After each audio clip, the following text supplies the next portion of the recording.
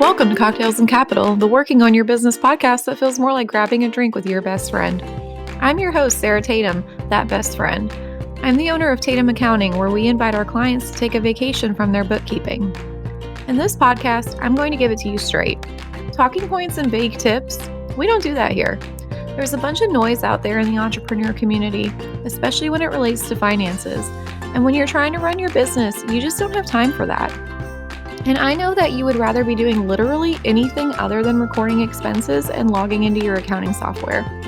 So I'm bringing you practical advice without any of the fluff, just like your best friend would. So turn the volume up, grab your gin and tonic, and let's dive into this week's theme.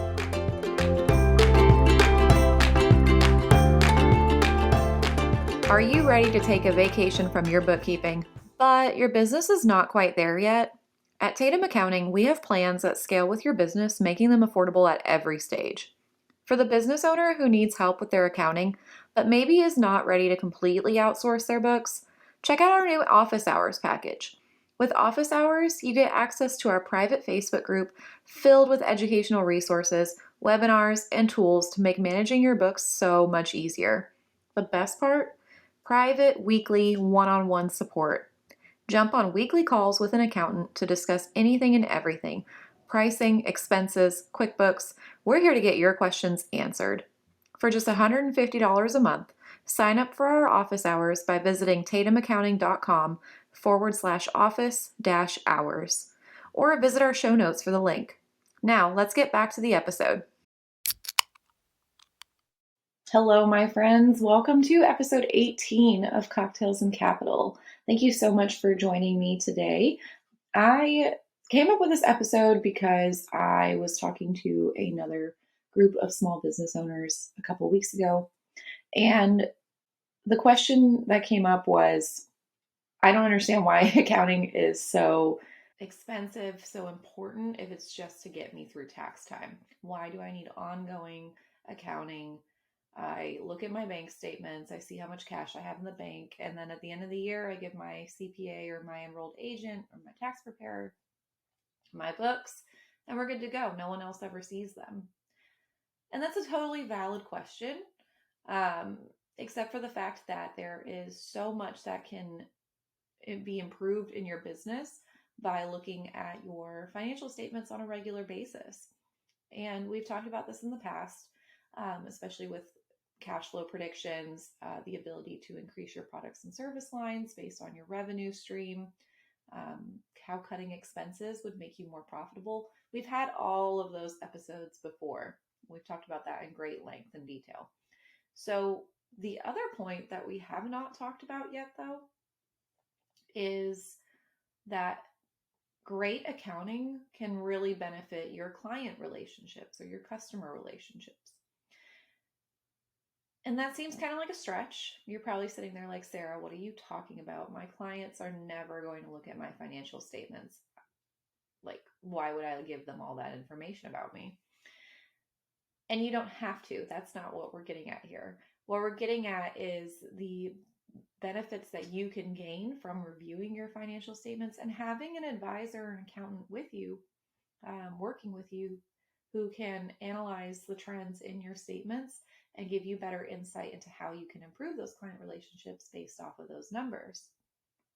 So that's what we're going to talk about today, because I know it seems like a far out way of thinking, and you're just going to have to bear with me while we walk through this. And I'm sure by the end of it, we're all going to be on the same page, and we're going to look at our financial statements and see how we can improve our relationships with our clients or improve our services for our clients.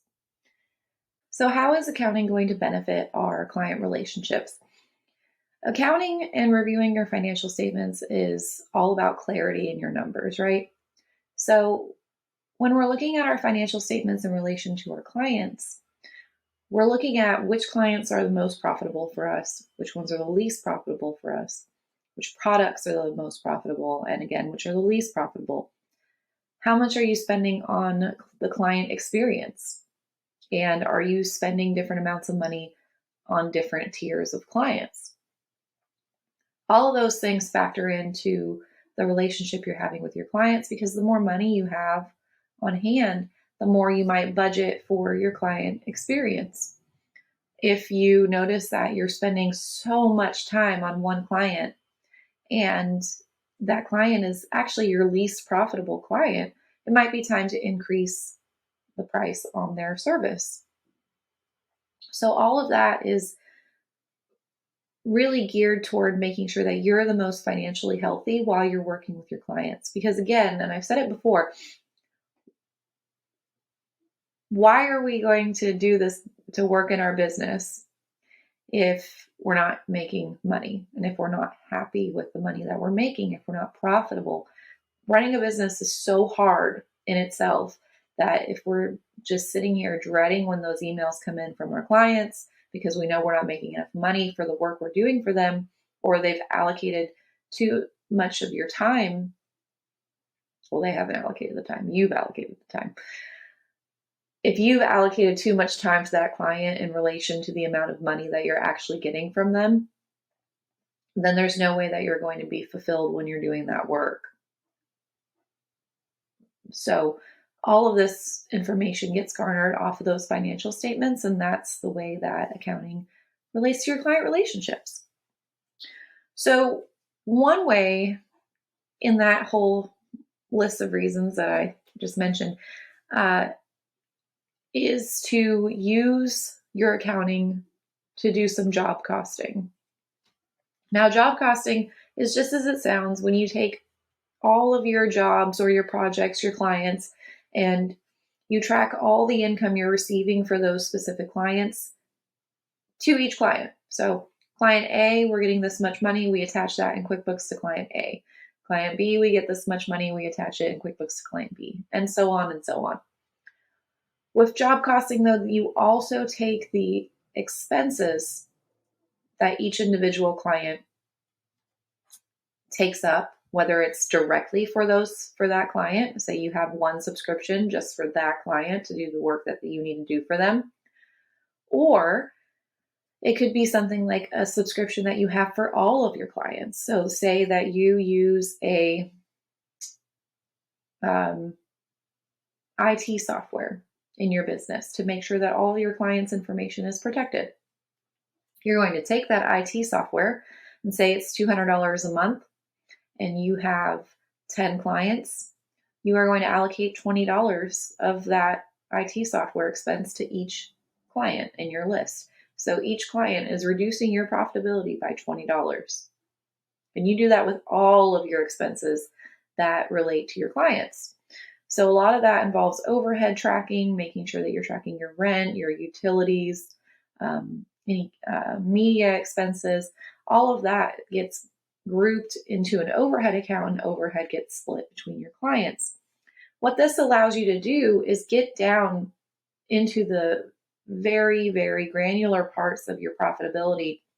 So you're not just looking at the revenue the client is bringing in, but you're looking at your overhead expenses in relation to that client. You're looking at direct expenses in relation to that client. And you can go even further. And if you're tracking your time, track your hours against all of your clients, including the time you spend on your business, and then assign your worth, your dollar amount to those hours. Now, you may not have your hourly rate set because you're not billing hourly or you're not working hourly, but in order to get accurate numbers, to get accurate job costing done, you have to think about how much your time is worth on the work that you're doing for these clients. And when you're looking at that, it is not just how much you're doing client-wise, but again, business-wise. How much time are you spending on marketing? How much time are you spending on administrative work? How much time are you spending on networking? All of that has to factor into that hourly rate, because any time spent on a client could be time spent on your business and finding more clients and bringing in new business, bringing in new services for your clients, elevating that client experience. So that hourly rate has to be all encompassing of this business. Now, all of that gets factored into your job costing. You take your client's revenue minus all of those job cost expenses, and that is your profit for each client. Now, when you look at that, are you billing them in proportion to the amount of profit that you're actually receiving? Are you happy with that profit number? Are you happy with the work you're providing that client for that profit number? Those are the questions that we can ask ourselves when we're looking at our accounting and trying to figure out how to elevate these client relationships. Because if you're not happy with the client, I know that the client feels it on their end. So that's really something to keep in mind too. Another way that we use our accounting to view how we're relating to our clients or increasing our client relationships is through our marketing expenses. Now, to use myself as an example, I have a podcast, obviously.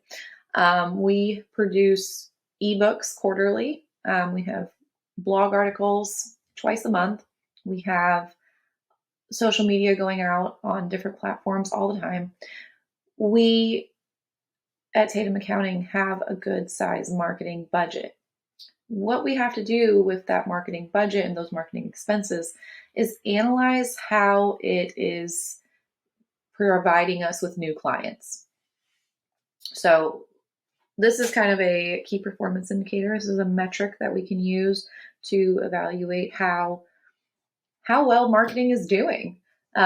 Is marketing bringing us in those clients that we're looking for? Is marketing bringing us in clients that maybe we didn't think that we would want to work with, or industries we didn't think that we were wanting to work with or qualified to work with? And what it's also enabled us to do, because we outsource our marketing, is free up so much time on that marketing. So my marketing time a year ago compared to my marketing time today is at least a fifth of what it was before.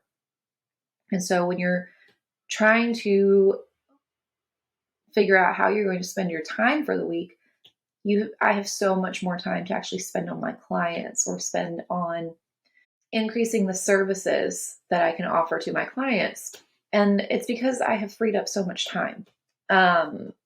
When you look at your marketing expenses as well, you can look at the apps that you're using within your marketing. And what I mean by that is your email newsletter app, your scheduling app for new clients, your lead process for new clients.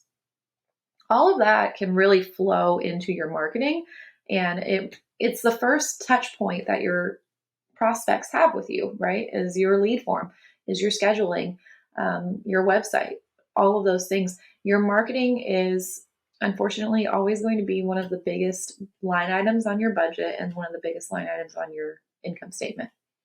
Marketing requires so much time and so much money, and depending on your industry, depending on your business, your goals, it's probably going to be more than you think. And so you have to analyze how much you're spending and if it is actually bringing in the clientele or the business that you're hoping it would, and that all your investment should be. So marketing is, again, one of those things that we can really look at to build on that client relationship. When you're spending too much and you're not getting what you want out of it, you can either redirect those marketing dollars or you can cut back on your marketing, take some time, create a new marketing strategy, and go out and do it that way. Might be less money, might be more money. Marketing is one of those line items that really requires a lot of analysis and constant analysis. Otherwise, you can go crazy on marketing, especially when it relates to your new client experience or your ongoing client experience, which is the last point that I want to talk about here. So if we relate back to the point of how much profit is each client bringing us, are we spending too much per client? Are we not delivering enough value? Is the client not paying us enough for our value? Those factors have to go into the gift giving of your client or the continued relationship that you have with your client. What I mean by that is, if the clients are generating you, a certain group of client is generating you this much revenue, a certain group of client is generating you this much revenue, and a certain group is generating you this much revenue. And before I get too ahead of myself here, it's not all based on revenue. You can have different metrics within your your firm. If it's referrals, if you're valuing, part of your value on your clients is how many referrals they're giving you. If it's just genuinely how much you enjoy working with them, that's totally fine too. But one group where you look at this as revenue-based sectors of your clients. We can call these groups A, B, and C. If group A is giving you $5,000 a month in profit, which would be great. Don't we all want that? If group A is giving you $5,000 a month in profit, group B is giving you $2,500 a month in profit, and group C is giving you $1,000 in profit. You are going to place higher value on group A compared to group C, right? When you go to do your Christmas gifts for the year for your clients, you're obviously going to want to give group A a better Christmas gift so that they stick around and keep paying you that much money per month. Rather than group C, you might get them something smaller. You're still going to get them something great. It's just going to be something smaller, something probably not as expensive. Because when you job cost all this, the expenses you give to group A for their Christmas gifts, you're still going to have profit left over. Expenses you give for group C, you'll have profit left over, but not if you spend the same amount you did on group A. You might spend so much more that you're really cutting into your profit over here on group C. When we talk about these client gifts, they do not have to be physical gifts. It can be something like driving to the client's business and having a physical touch point with that client once a month. Now, that might be something you do for group A, and group C, you go visit them quarterly and go pop into their business and say hello and make that connection face-to-face with them and just check in and see how they're doing. So these are these service-based touch points that really make the difference in the relationship with your client. You're not going to know which client is your most profitable, though, who gets these Christmas gifts, who gets allocated these gifts, who gets these new client gifts based on the service that you're providing, unless you do this job costing, unless you figure out exactly how much you're spending per client, and you look at these other metrics, these other KPIs to really determine how valuable these clients are to you. You can go about it with just straight revenue. If your package is priced for group A at $8,000, group B is $6,000, and group C is $4,000. But the problem there is you could be spending so much more in expenses on group A clientele because you need more in order to deliver their value, that $8,000 value that they want out of your services. You need more apps, more time, more software, more fuel to go visit them monthly. Whereas group C, you might not need as much time or as many apps or as many expensive apps or as much fuel costs because you're not visiting them but once a quarter. So group A could end up being less profitable for you if you're still doing the same client experience that you're doing for group C. What I'm saying here is not, completely forgetting about group C because they're not as profitable. You still have to deliver some client experience for all of your clients, visit with them, have a Zoom call, touch base with them, check in. People want to be checked in on. They want to feel that you're giving them value by checking in on them. What I'm saying, though, is to figure out the level of profit between each of your client groups or each client and determine how you're going to build that relationship with them based on each client so that you can retain the maximum amount of profit for each client. So all of that to say that accounting is really beneficial to your client relationships.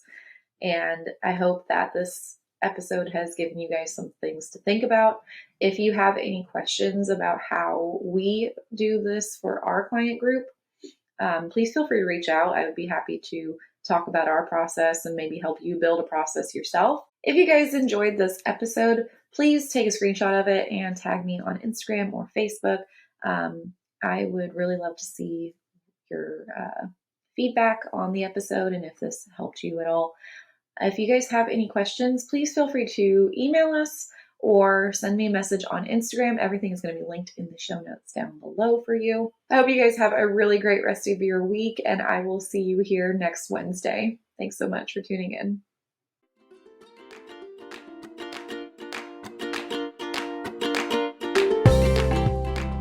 Thank you so much for listening. If you enjoyed today's episode, be sure to subscribe and follow Tatum Accounting on Instagram. You can also do us a huge favor by leaving a review. It's the best way to support us. Let's catch up next week, same time, same place.